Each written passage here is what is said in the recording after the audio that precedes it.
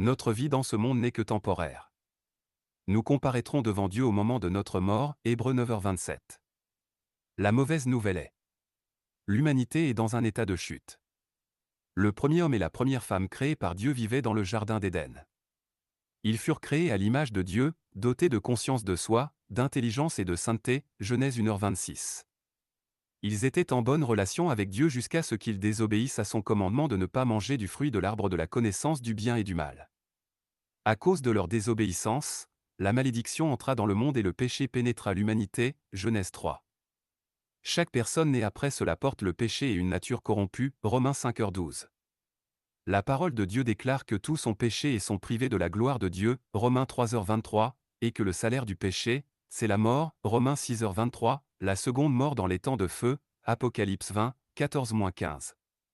Notre âme est immortelle, et à cause de notre nature pécheresse et de notre incapacité à nous racheter nous-mêmes, nous subirons une punition éternelle en enfer.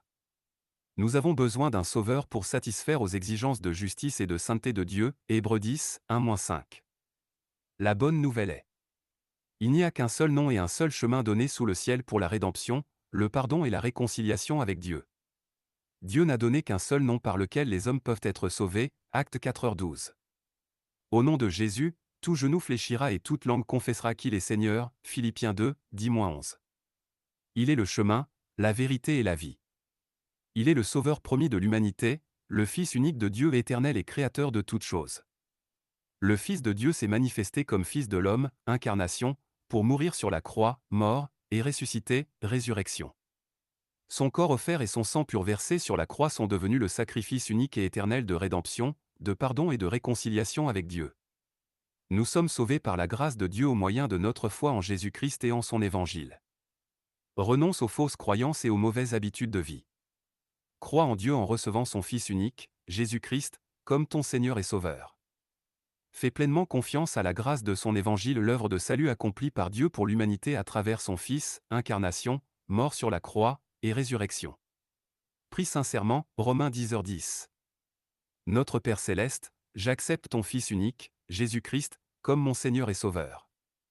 Seigneur Jésus, je mets ma confiance dans ton évangile du salut. Règne dans ma vie et transforme-moi par la puissance du Saint-Esprit. Seigneur, merci pour ta promesse de vie éternelle et pour son abondance. Au nom de Jésus. Amen. La véritable foi donne une assurance solide du salut. Dieu a promis que nous avons la vie éternelle par la foi en Jésus, 1 Jean 5, 9-13, et nous ne ferons pas face au jugement de la seconde mort, car nous sommes passés de la mort à la vie, Jean 5, 23-24. Bien que notre corps physique puisse mourir, Dieu le ressuscitera, et quiconque croit ne mourra jamais éternellement, Jean 11, 25-26.